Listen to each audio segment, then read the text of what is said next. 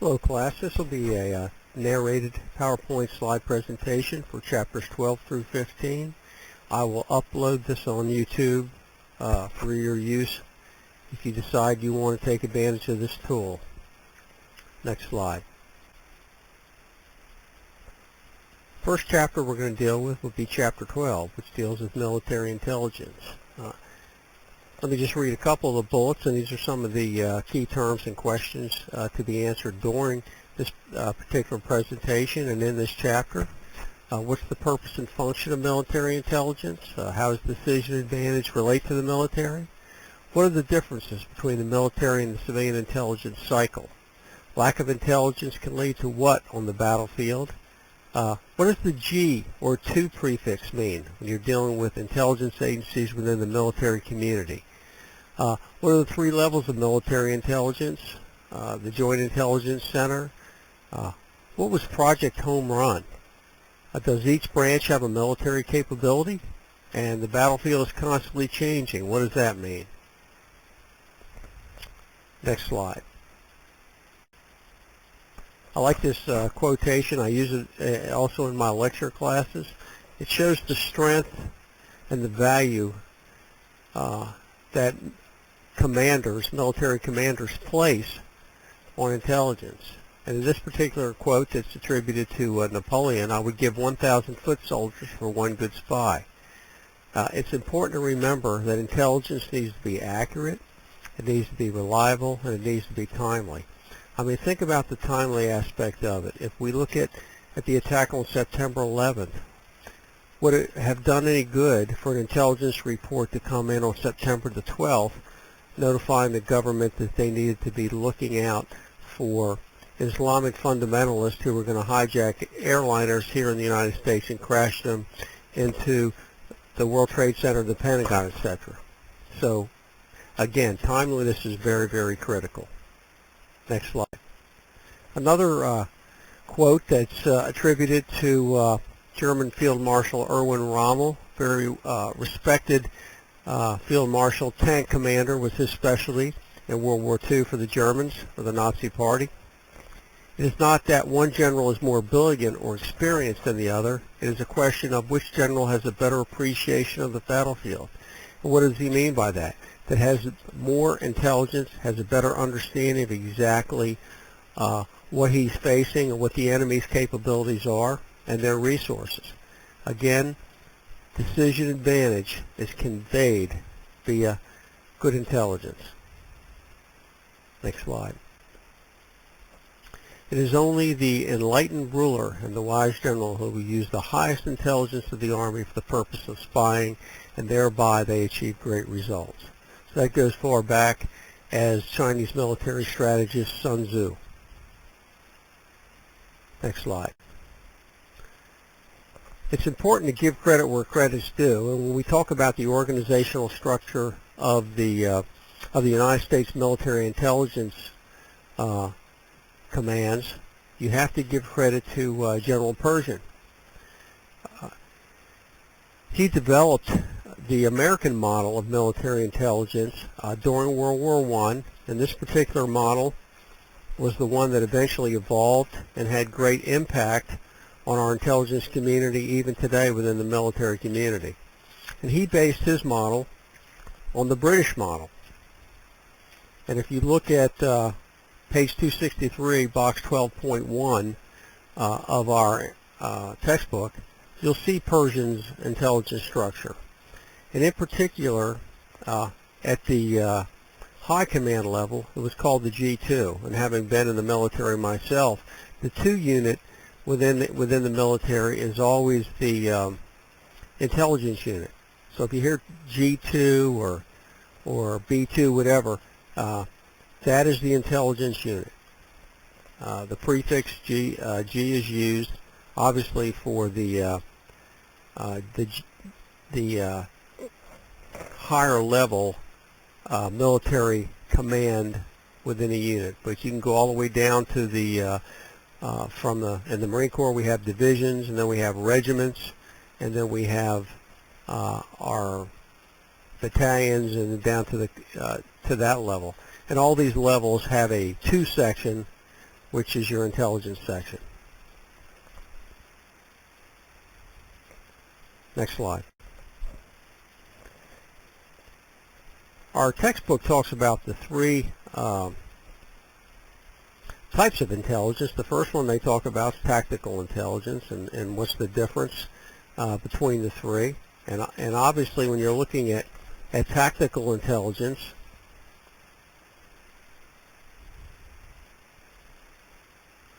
you're looking at your frontline commanders. For example, a reconnaissance mission, observing an enemy position, tracking enemy movements. This is right there on the front line. And so your intelligence there would be useful to that frontline commander in his day-to-day operations as the unit conducts military operations. Again, planning and conducting battles and engagements can be as simple as observing an enemy, etc. Focus on enemy capabilities, intentions, and weakness. So think about your frontline commander. On the law enforcement side, this would be your detectives that are out there gathering tactical intelligence for a search warrant that they're going to execute, etc. Next slide. The next level is your operational intelligence. There's a picture of the Joint Warfare Center. It bridges the gap between strategic, which we'll talk about next, and tactical intelligence. Your combat commanders and your joint force commanders support ongoing operations. The operational intelligence element plans and tasks tactical activities. Involves multiple targets.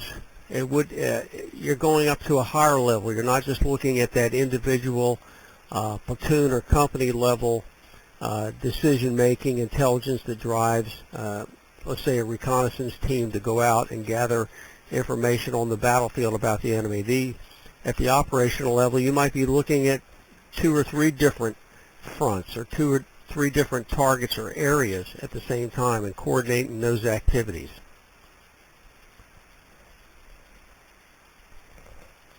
So that's our mid-level. And then when we go to our strategic level, we're looking at the big picture. We're dealing with questions of mission, goals, objectives, programs, and resource planning. Focus on emerging problems, continuing problems, risk, and doing threat assessments. We're talking executive level, from the Secretary of Defense up to the President, using large amounts of organizational resources. So, for example, when you look at World War II, you look at the Pacific Theater, those were strategic intelligence was being gathered to use on how, let's say, the Marine Corps and the Army were going to deploy their resources across the entire spectrum of the battle, spectrum of the theater, the Pacific Theater here. And in this particular picture, it gives you an example of the leapfrogging strategy that they used. These are the Marines and the Army that were involved there. They didn't go to every place. They would leapfrog and take strategic islands as they were moving their way towards the Japanese mainland. So we're not talking about a specific platoon that needs information on whether they're going to take the next hill that they've been assigned to take. That would be more of a tactical level. We're talking about a strategic level where the generals and the Secretary of Defense, they're making major decisions on how that entire, their entire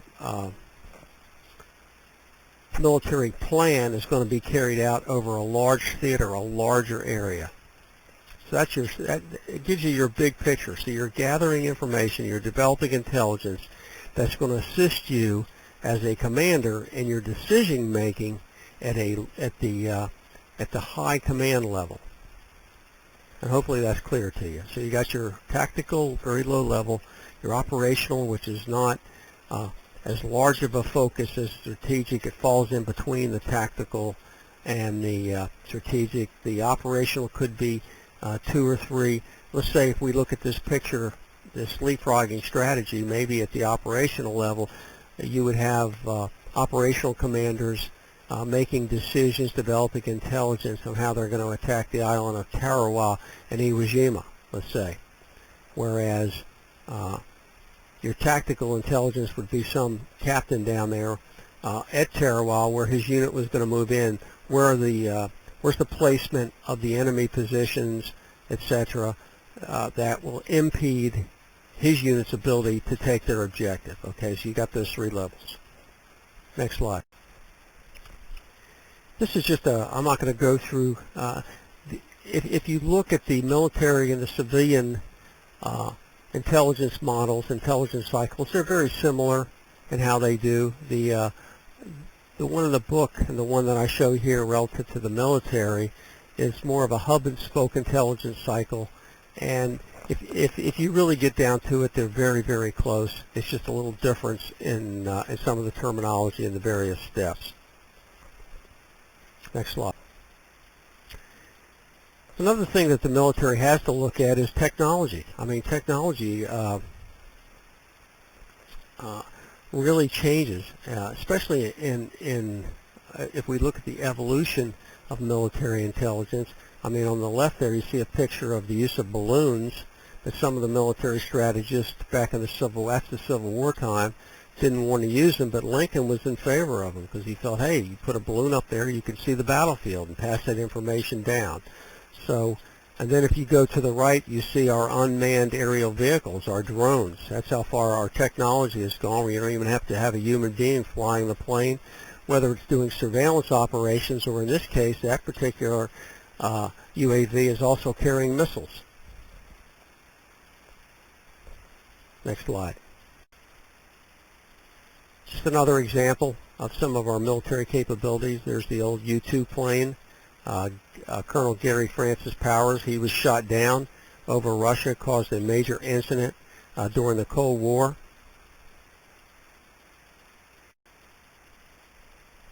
Another slide of our intelligence community, and if you notice, there's a lot of military, all the military agencies have a place in the intelligence community.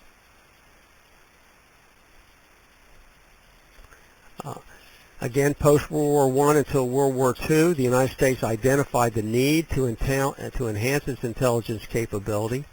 So after World War I, you know, again, the focus was, hey, we need a full-time capability, not just a capability that we put together whenever we come into conflict. And up until this time, that capability did not exist. And then again, after World War I, you still didn't see a full-time military command level intelligence organization that was formed. But those things would start to change. Remember, we talked earlier about the Black Chamber that was involved in decryption of intercepted messages of foreign governments. We're starting to see the signal intelligence, which would be the interception of communications through the wire of our adversaries that or even sometimes our allies, trying to understand, have that decision advantage, know what they know. Obviously, in the field of intelligence, we want to gather as much information as we can about our adversaries, and at the same time, we want to protect our own information so they can't collect it. We also had a talk in the textbook about the time of the amateur spy. So at times, the United States would take civilians that would be traveling overseas. In this case, we have a picture of Charles Lindbergh, the first American pilot, or first pilot period, to fly across the Atlantic solo. Here he was recruited by the U.S. to spy, obviously when he was traveling throughout the world. So you've even got amateurs that are being used and recruited. Next slide.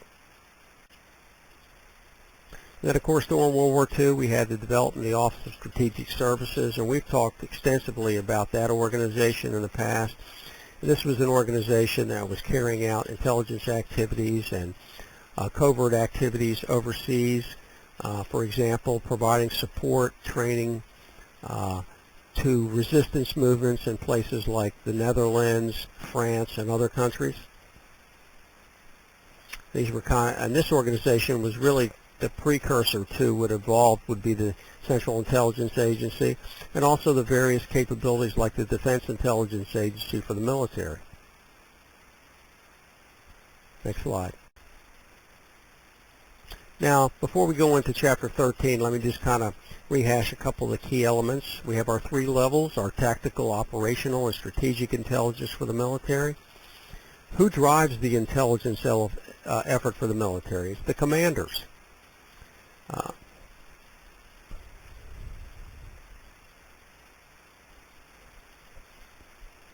Intelligence needs to be accurate, reliable, and timely. Remember, intelligence provides our decision advantage.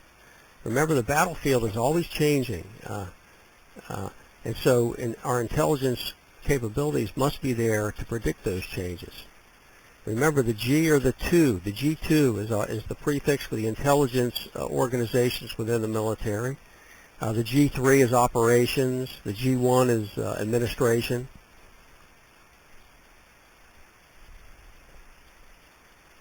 We have a little bit different cycle as well. Now, as we go into Chapter 13, here's some of our key terms. We're going to look at criminal intelligence versus crime analysis.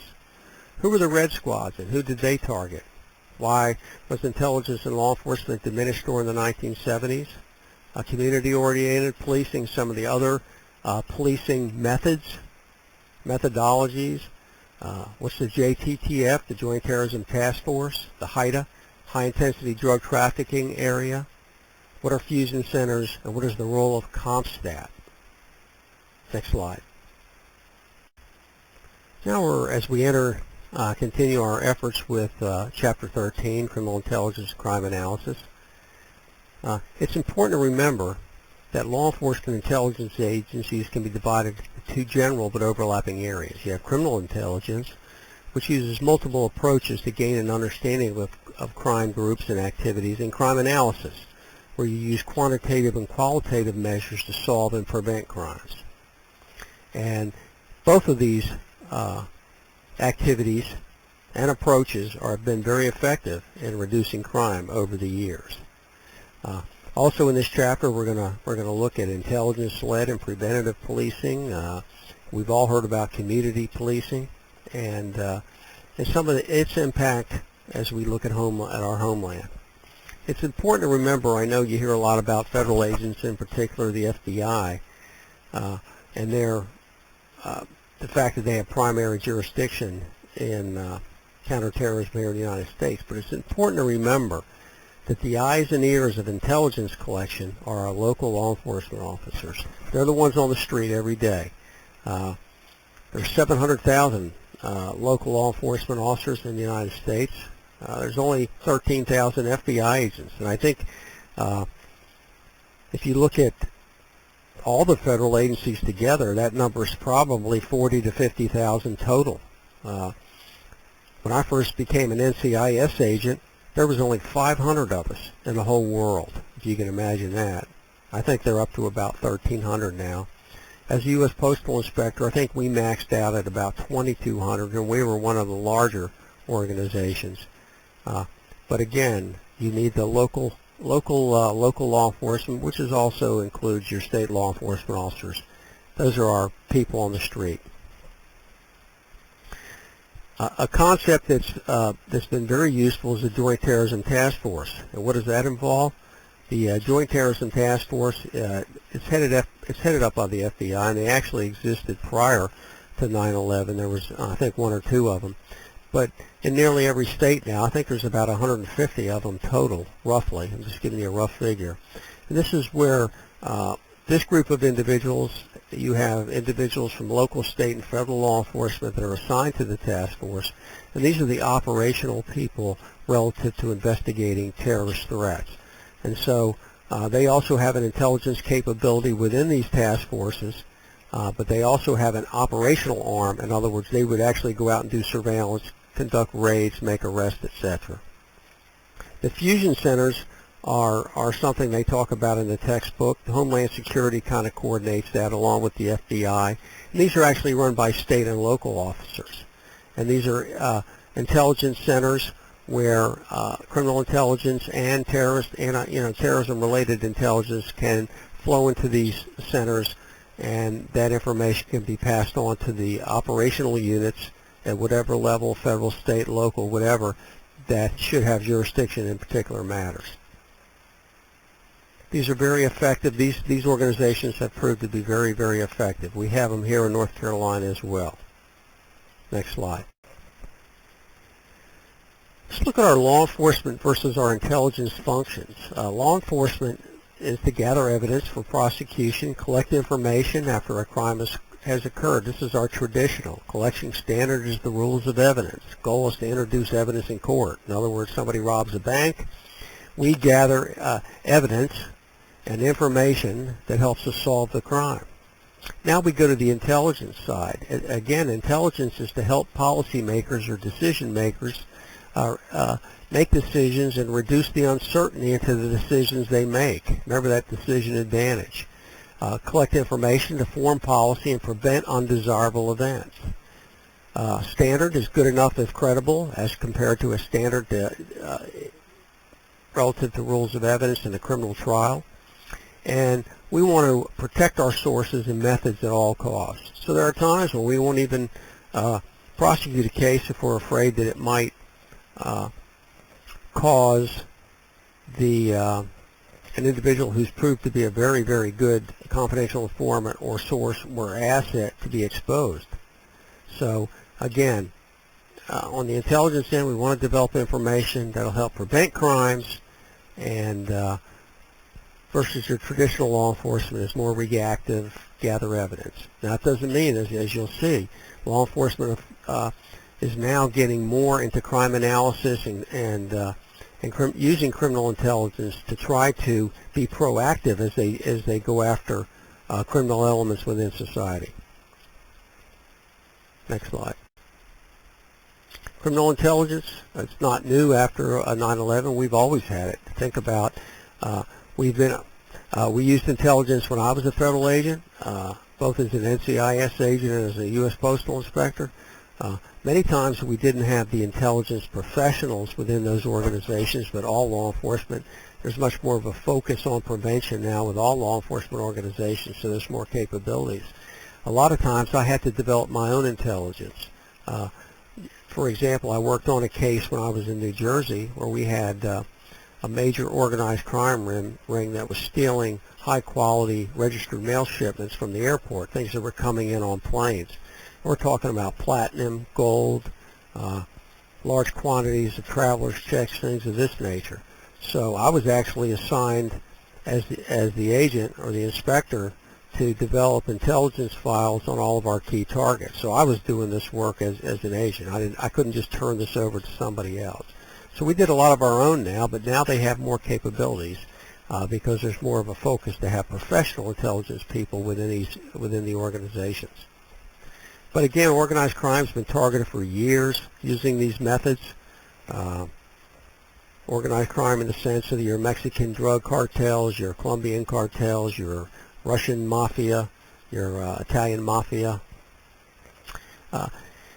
Also, we've seen the movement towards community policing, and I'll talk about that a little bit. Problem-oriented policing, in other words, focusing our police resources in our problem areas. And intelligence-led policing, and that's developing criminal intelligence that'll lead us to where we need to be working. Let the intelligence drive your police efforts. If you're developing information and key intelligence on a particular gang that's operating in your area, causing violence, selling drugs or whatever, the intelligence people are going to provide you that information that allows you to make, as a commander, to make decisions as to how you want to deploy your resources. That's what you want criminal intelligence to be able to do. Again, when we talk about community policing, most of you are familiar with that, and that's getting our resources into the community to try to establish good working relationships with with the community itself, our customers, so to speak, the people that live in communities. When the police have those good relations, then somebody is more inclined to pick up the telephone and call and say, hey, I think my next door neighbor was in that robbery that occurred last night that you're trying to solve. Or I just saw 4 Middle Eastern guys that I've never seen in our neighborhood. They're coming and going very unusual times of the day. I think you ought to take a look at them. Well, if you don't have a good relationship with the community, then you're not going to get that phone call that might solve a crime or prevent a crime. Sometimes the problem-oriented policing, and I've got a picture I'm going to show you here, is a symptom where crime is a symptom of larger social problems. So what happens is you have to work with different elements of government and the bureaucracy to try to reduce crime. And again, repeating intelligence-led policing, being proactive rather than reactive. Analyze what's going on. Use your intelligence to drive you to stop crime, reduce crime, prevent crime. And this model really started in England when they were analyzing data on car thefts. So let's say, for example, you have a robbery problem in your city. Wouldn't it be nice if you could develop the intelligence that would allow you to try to predict where that robbery is going to occur, the next one, and then you could stop it and catch these people at the same time? So this is where intelligence can be very, very critical to assisting our decision makers as they deploy their resources. Next slide. And if you look at these pictures, what kind of models? Well, as you can see, these are, you probably have all heard of the broken windows model. If a community allows it to look like this, where all the windows are broken, then it's going to invite in your drug dealers, your prostitutes, and what ultimately happens is you have a total degradation of value, property values, the quality of people, the quality of life within a particular neighborhood.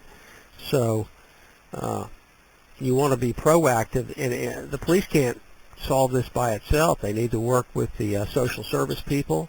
They need to work with the city people to help clean these neighborhoods up, and they also need to work with the community. And this could be a combination of community policing, problem-oriented policing, these sort of things that may apply to try to, bring these communities back where you can attract businesses that are willing to come in and raise the standard of living for all the people that live there. I know myself, I wouldn't want to live in those houses. Next slide. Intelligence-led policing started in Great Britain. Drives police efforts. Be proactive, not reactive. The FBI is an intelligence-led agency with its Directorate of Intelligence, the Field Intelligence Group. It's the wave of the future. That picture there you see is a picture in Ogden, Utah, intelligence-led policing. Some of the techniques, it's called crime mapping, where you use geographical techniques to map out where your hot spots are, where your crime is occurring. And if you know that you've got a particular area in town where the crime is high, well, that's where your resources need to go. Anybody that has any experience as work law enforcement, and even as a common citizen, if you live in a city, there's parts of the city where the crime occurs. Crime is not evenly spread within the geographical limitations of a city. It's spread and it's pinpointed in these, quote, hotspot areas.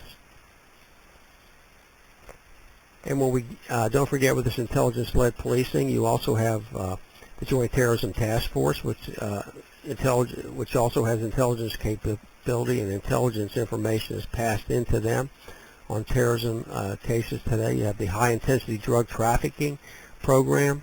It's a counter-narcotics enforcement program that coordinates activities between federal, state, and local agencies.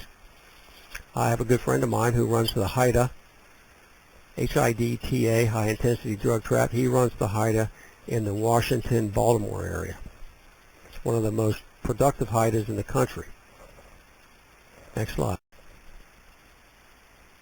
Remember just what I just said. Crime is not equally distributed. A small percentage of offenders commit most of the serious crimes. These are your hot spots. What if you can predict through analysis who, where, and when the next crimes are going to occur? Isn't that of value to you as a decision maker? Not only to arrest the offenders, but to prevent future crime, reduce disorder. Next slide. This is a picture of some crime mapping that was provided to me by a good friend of mine that I had mentioned earlier with the HIDTA. This is Baltimore City, and you can see, if you look at the legend at the left, this one talks about drug calls for service. So you can see you have the red indicates as an indicator of areas where crime is much more prevalent. You also see homicide. You see how you can put homicides. You have guns, different things that can demonstrate visually what the problem is. And you as a police chief, you can look at this and you know where your resources need to be deployed. Your city managers also can look at this and make sure that you're doing something about it. Next slide. Here's another picture, drug seizures. A great way to geographically represent. These are great tools all of you will be able to use using computer techniques. They have software that does this. You upload your drug seizure information from your narcotic officer reports, and you can spread it out, and now you can sit back and geographically look at where your issues are and then react to the crime that's currently existing. Next slide. Density hotspot mapping calculates the density surface for a set of events, specifically identifies areas with high drug and crime densities. A great technique, a great tool. Baltimore City here, you're looking at, you could be looking at homicides and violent crime. Drug seizures again. Next slide. This is interesting because this is where you can actually take geographical mapping and you can make it live. And what you're seeing here is over an 8-year period, the mapping of homicides within the city of Baltimore. I know that this particular mapping was actually shown to the city council there. And when you look at this, what you see is nothing's really changing that much. You got the same problem in the same areas, the same density of violent crime. And if memory serves me correct, the police chief was fired when the city council saw that nothing was changing. But these are the techniques that you have at your disposal now, where your intelligence capability can really assist you in. And if you look at the city, there's parts of the city here in this picture where there's no crime. So you don't need to have all your resources in areas where there's where crime is very minimal. You need to focus it in the areas that are key, where your problems are. Next slide. CompStat is computer statistics. This is something that New York started using GIA mapping and crime statistics. The whole commander's responsible. They have monthly meetings. And what occurred at these meetings was if you were a precinct commander, they would have all the statistics. They would have all the crime mapping results from crime in your particular precinct, and then you would have to stand tall in front of these gentlemen, the leadership team of the police force, and explain what you needed, what you were doing. Did you need other assistance? You would have to basically justify how justify the numbers that they're seeing here. So obviously, it put a lot of stress on the commanders. It held them accountable for crime in their areas. And if you were a precinct commander and you had your crime under control, and the guy next to you in the next precinct needed help, then they would look at that and they'd say, "Okay, Joe, I need you to send 6 detectives over there to help them." So in this way, they're using crime mapping and crime analysis to assist the entire city. It became somewhat political because you could get fired. I mean, if you were there and you said, "Okay, boss man, I'm going to reduce crime next month, we're going to get on this," and then you come in 30 days later and nothing's changed, well, they can sit you down and promote somebody else right on the spot. So a very stressful situation for some of the commanders, the police commanders in the various precincts. But some people believe in it, other people don't. I guess it depends on leadership and how they're conducting these sessions. But it allows the police to identify hotspots and direct resources to the affected areas.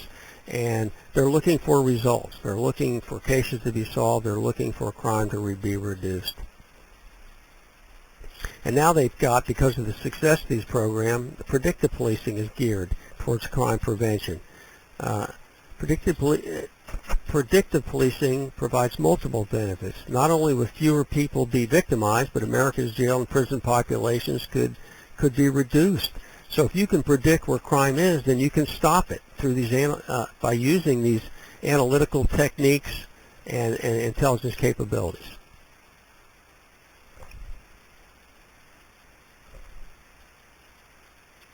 Next slide.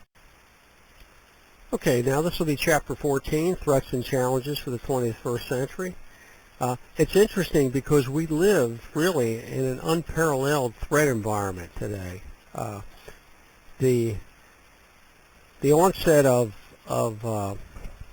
terrorism since 9/11, we've seen the threat level go extremely high, and with this global world where people can travel across borders much more easily, the threat does not seem to be diminishing, especially if you look at the world today. So in this particular chapter, we'll look at a topic called all hazards approach. What are the various natural and man-made threats that face the intelligence community? List the threats you feel are viable and should be addressed by the intelligence community. And we'll look at some of the challenges in facing the contemporary threats faced by the intelligence community.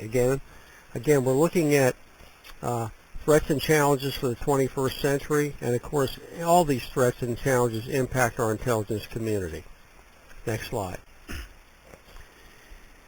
If anything, 9/11 kind of woke us from a stupor because the Cold War, it dominated the intelligence world from post-World War II until the Soviet Union collapsed at the end of the 1980s. So the United States kind of went into a stupor after the close of the Cold War. There was no longer we were the one superpower that was left standing, and of course with 9/11 we were snapped right back into reality of the threats, a different threat. But again, a reminder that there's always some threat that seems to be coming our way. Well, now what's interesting is when they talk about the all hazards approach, because the threats themselves are not just man-made threats like those from, say, an Al-Qaeda organization. Next slide. We have our natural threats, and these are could be something like Katrina with a hurricane. And then we have our man-made threats, which would be a terrorist attack. The bottom line is, when it comes to emergency management, you have to respond to both of them. The devastation of 9/11 obviously put a tremendous stress on the emergency management and the emergency capabilities of the city of New York and ultimately the United States. But when you look at a Katrina, a natural disaster that you really can't prevent a hurricane like that from coming in, you also have the same similarities relative to the approach, the restoration of the cleaning up afterwards, the restoration and the assistance to the victims, the people that are impacted. So that's when we talk about those all hazards approach. Again, we're not in that bipolar world of the United States and the Soviet Union anymore. So we have to evolve as the threats evolve. And we'll look at, again, natural disasters, drugs, border security, the threat from failed states, insurgencies, things of this nature that do impact us. Next slide. Let's look at those natural threats, our tornadoes, our hurricanes, earthquakes. How does intelligence impact us? Well, intelligence can help develop response strategies if something like that hits. Using information that's been learned from the past, how can the first responders respond in a much more effective manner to reduce and help mitigate the damage that's caused? Help prepare contingency plans, coordinate planning, improve recovery efforts. This is where intelligence can be a great use to our responding organizations. And who's impacted? You have the National Weather Service, FEMA, Federal Emergency Management Administration, National Oceanic Administration, Pacific Tsunami Warning. I mean, there's a lot of different threats that do exist from the natural side, and let's don't forget the Center for Disease Control as well. And we'll have a slide on pandemics itself. Next slide. Here's a pandemic, again, a natural. We can't stop the Ebola. Obviously, they're working on a serum to help people that do get infected, but can you actually stop it from occurring in the first place? The Black Plague, the 1918 influenza, there's a whole laundry list of events that are pandemic events that have had an impact. And so how does intelligence help? Well, we know that the Centers for Disease Control is the lead agency. Developing intelligence for recovery efforts, how to reduce the spread. We've seen what happened with Ebola and the responses to trying to reduce travel in and out of those particular locations, quarantining individuals, new medical techniques used to try to save victims that have been infected. These are all things where intelligence can help provide information to help the decision makers mitigate the effects of something like a pandemic.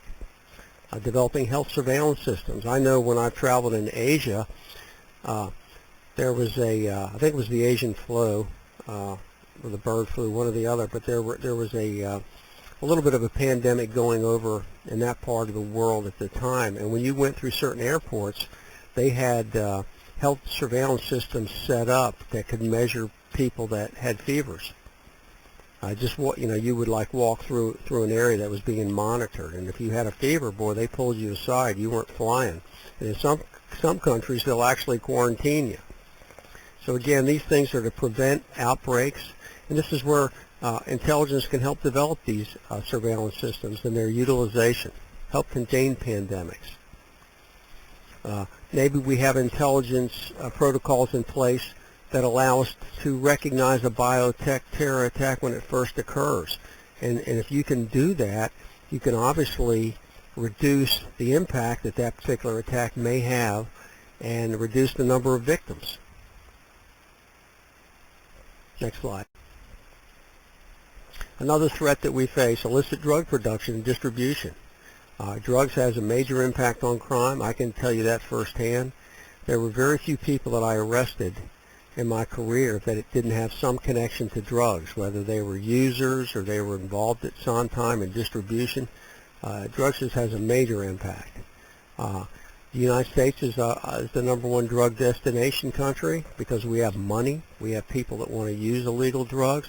So as long as that statistic remains, there's always going to be a threat, because not only the threat from the health concerns that it causes on people that become addicted to these drugs, but also the impact on law enforcement, the violent end of it, the murders, etc. You have organizations like in the picture, the Revolutionary Armed Forces of Colombia, which is a narco-terrorist group. That's a left-wing Marxist organization in Colombia, but also is involved in providing security for the drug cartels.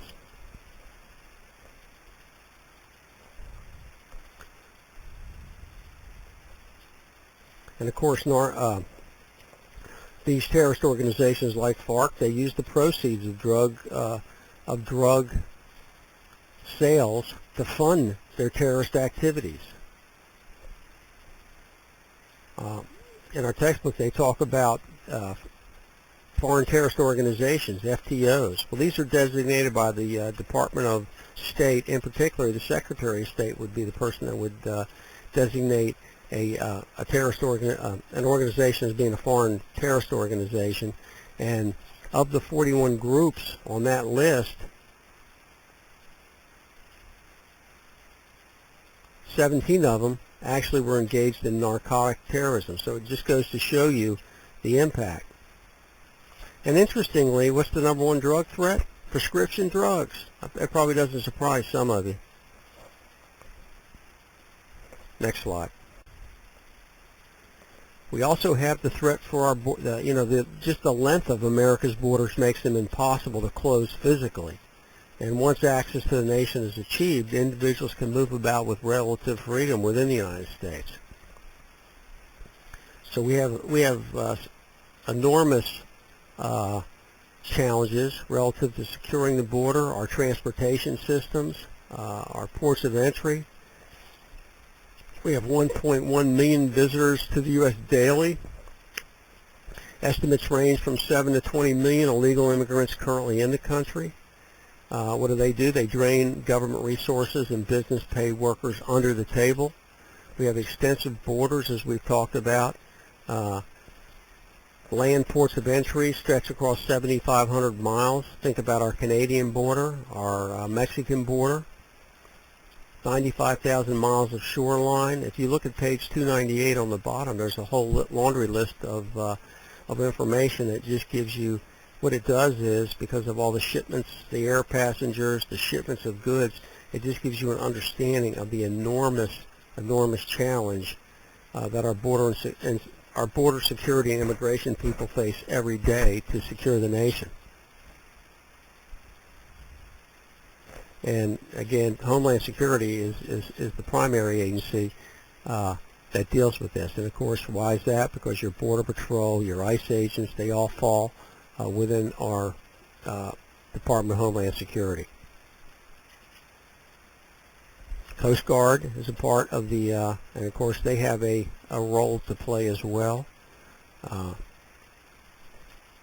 Next slide. We also have the threat from transnational organized crime.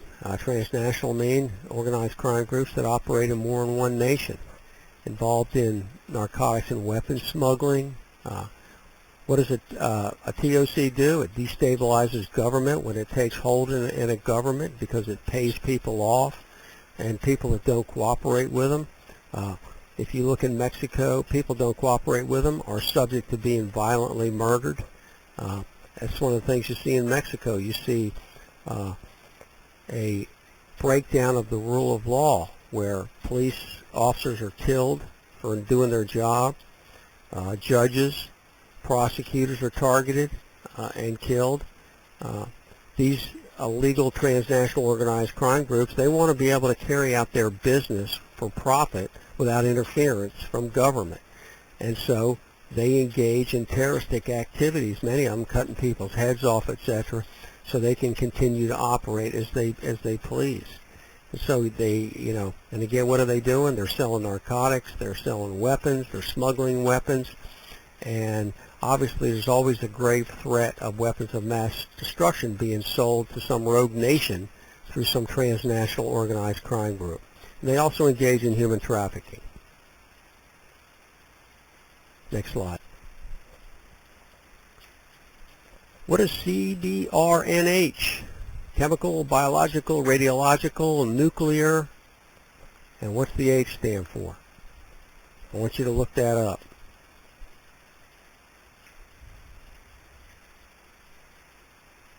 Could it be high explosives? Maybe. But again, we have a threat from proliferation of nuclear weapons. There are challenges when you look at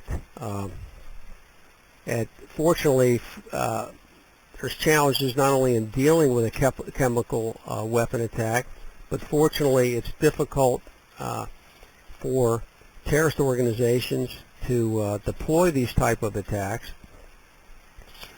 Chemical warfare was really very prevalent. It killed thousands in World War I. You didn't see that in World War II, but during World War I. Consider the case of Aum Shinrikyo, which is a religious terrorist group that they released a sarin nerve agent in the Tokyo subway system in 1995. It not only killed people but injured thousands of people. And this was a cult group, a religious cult group that used a chemical weapon. So there's always a threat from that. You have biological warfare, and because of its clandestine nature, biological terrorism has the potential of instilling great fear in a population, because no one knows whether they are being attacked or not. I can take this, I agree with that statement simply because I was involved in some of the response with the anthrax mailings, the anthrax attack, and I think I've talked about that in a previous tape, but I actually had to fly down into the Caribbean. I was on the international security team and meet with a large number of postal officials in one of the islands down there, because they were fearful that they were going to be exposed, because they handle a lot of American mail coming to to the island that they were going to expose to the anthrax. So we had to go down there and make a presentation along with some health officials as to how the threat for them was very, very, very minimal, and they went back to work. But I remember sitting in on a meeting with a couple hundred people trying to explain to them what exactly the attack was about, etc. But it does cause great fear. Great fear. Of course, nuclear and radiological weapons, fortunately, it's difficult for terrorist organizations to have the capabilities and the skill to put together a nuclear weapon. But again, they can be weaponized, and if they're able to get hold of a weapon and figure out a way to deploy it, they would do it. And Osama bin Laden proclaimed that it was his religious duty that his followers attempt to obtain and employ such a weapon. So again, even though developing nuclear weapons is difficult and currently beyond the reach of many countries, it should be noted that the nuclear club is growing, and what's to say that at some point a terrorist organization could get hold of a weapon and attempt to deploy it. And remember, it doesn't have to explode. Radiation itself is deadly to humans. It dissipates very slowly, and just think about the impact that would have for a major radiation leak in an American city. There's a device called a dirty bomb where they actually take a conventional explosive material and wrap it with a conventional explosive surrounded by nuclear material, in the sense radiological material, okay, and explode that, hoping that they can not only kill people with the explosive part of the bomb, but also disseminate some of the nuclear material through the form of radiological. So it could be kind of like a radiological weapon. That's called a dirty bomb. You take a high explosive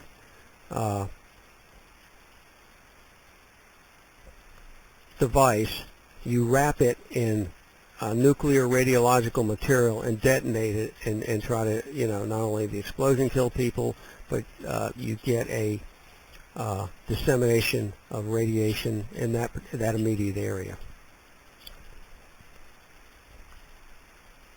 And they talk about in our book, Pakistan is a nuclear country, and they talk about the founder, a Pakistani nuclear scientist who was he's a hero over there because he was kind of the #1 scientist involved in their nuclear program. He was actually selling nuclear technology to North Korea and Libya. So what's to say they wouldn't turn around and sell it to an Al-Qaeda or to an Islamic State or whatever? So even though the challenge is great to put something like that together, it's still a threat that has to be dealt with. Take a look on table 14.1 on page 308, and it shows you who the nuclear countries are, and those countries that are believed to possess nuclear weapons. Pretty interesting reading.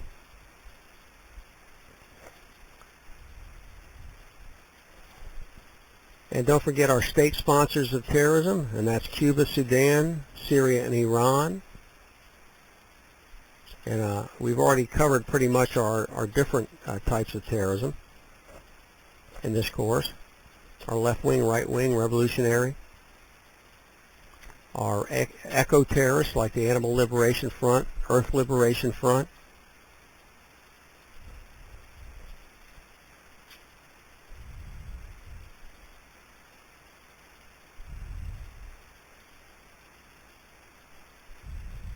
Next slide. So before we get into chapter 15, let's do a real quick on 14. Make sure that you know what the all-hazard approach is, and make sure you know what a pandemic is. Some of our man-made, those are natural threats, a pandemic, a hurricane, a tornado.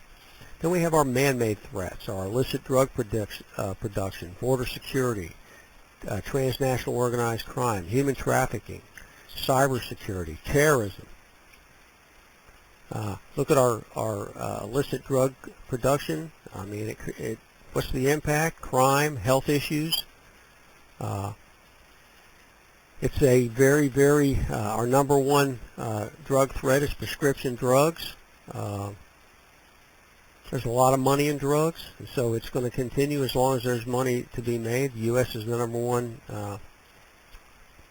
consumer of illegal drugs. Don't forget, think about human trafficking. It's estimated that 600,000, 800,000 people a world are sold into slavery.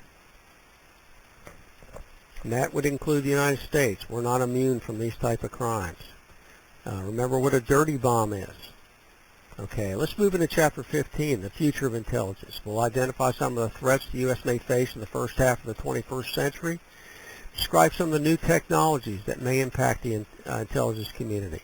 How can world demographic changes impact the world? And what about globalization and its impact? Slide. When you're dealing with intelligence, you're dealing with alternative futures. We've talked about this before as when we were generating scenarios before. We look at the possible. We look at the probable. We look at the preferable. Okay? This possibly can happen. It's probable that this might happen. It's preferable, if based on our own activities, that this is what happens. So the possible is what might occur. The probable, it has a high likelihood of occurring, and the preferable is the sort of future we would like to have come about. When officials make policy, they are generally attempting to create the preferred future for their particular national situation. So that's why analysts prefer to use forecasting versus prediction, because with prediction there's a sense of finality to it, a specificity, a temporality. In other words, this is going to happen at this time. It's not saying that it might not happen, but they prefer not to use that type of terminology. Forecasting is a look forward to determine possible and probable futures.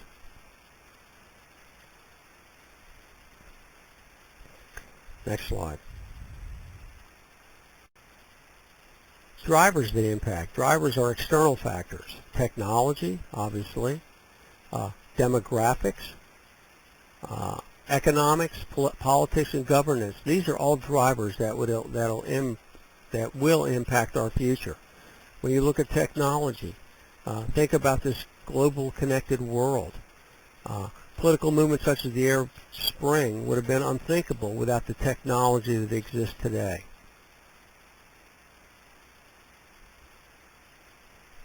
Next slide. When you look at technology, what is Moore's Law? It's interesting. On page 321, they define it. And basically, in 1965, computer scientist Gordon Moore came up with a famous forecast that he since become known as Moore's Law. He postulated that computing power doubles roughly every 18 months. And this trend has continued for almost 50 years and not expected to change until 2015 or beyond. It's interesting. So we can expect computers to become smaller, cheaper, and faster. And also we have, in addition to the speeds of computers and the increasing impact of technology, you have things like radio frequency identification chips will interconnect and wire the world. They use these RFID chips a lot in business. Your loss prevention specialists, where they can track their inventories, etc. What about humans? Can you put these things in humans? We do them in pets. I know my wife has a dog that she trained as a what do they call him? It's like a comfort dog, but it's a Labrador, black lab.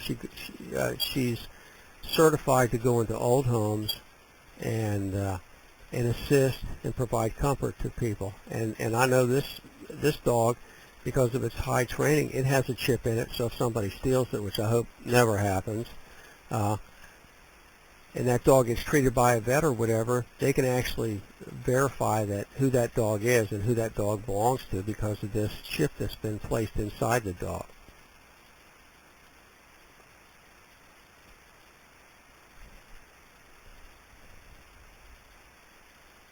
And as our textbook says, because of technology, it is clear acknowledgement that the next war will be fought not just with guns, airplanes, and bombs, but cyberspace. We see it every day. Our country gets attacked every day with cyber from hackers trying to hack into our systems, and whether it be steal our national secrets or steal your personal information so they can get credit cards. This is a constant challenge from cyber terrorism in this world of technology. We now have a United States Cyber Command.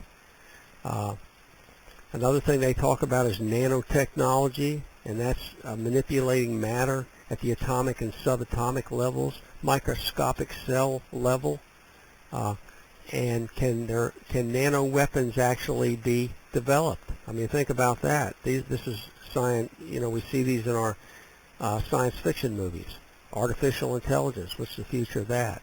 Where computers think like humans, including environmental manipulation. And what is the point where new technology so powerful emerges that any future predictions are meaningless?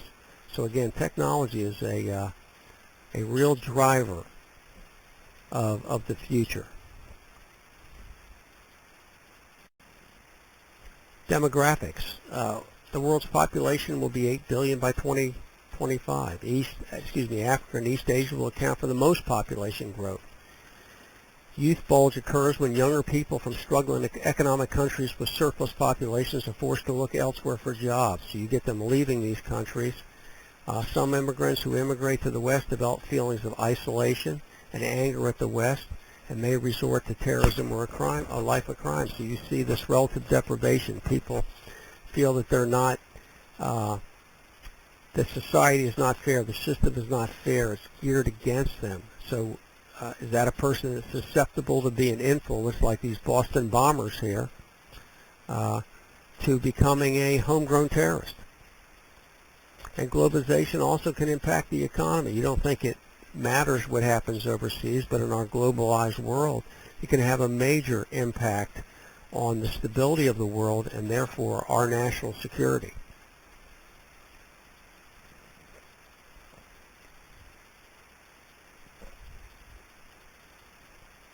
And politics, of course, is with the globalization of the world, you have the blurring of boundaries. And so these are great challenges that the West faces and the world faces as a whole. Next slide. The Arab Spring has shown, and that's that the world is under siege because of social networking and virtual communities. Electronic boundaries are replacing physical boundaries. Can this information age decrease the power of nation states? Good question. The internet can lead to the online radicalization of individuals. We see that every day. Just in the last few days, several homegrown Islamic jihadists, American homegrown, have been arrested by the FBI as they were planning to carry out future attacks. There's Jihad Jane. She was radicalized online and ultimately was arrested for providing support and trying to do recruitment efforts for international terrorist organizations that had targeted the United States.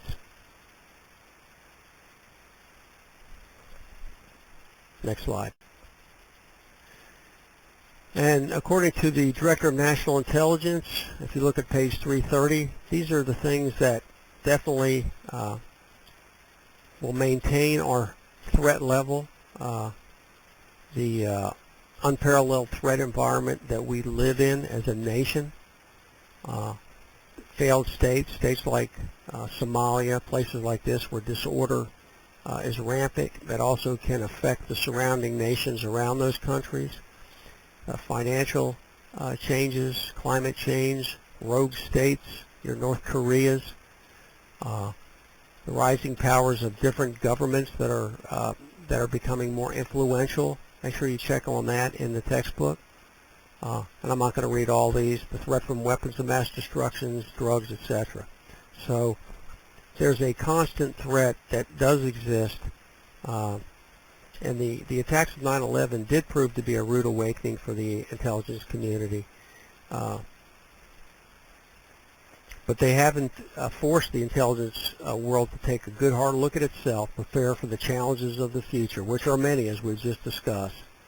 And so there is a positive that came out of this horrible tragedy. And our government, our intelligence agencies, our law enforcement agencies were doing, I've taken a proactive stance toward the challenges of the future, preventing crime, and the intelligence community has a major role in the future of our national security. And that will end this tape.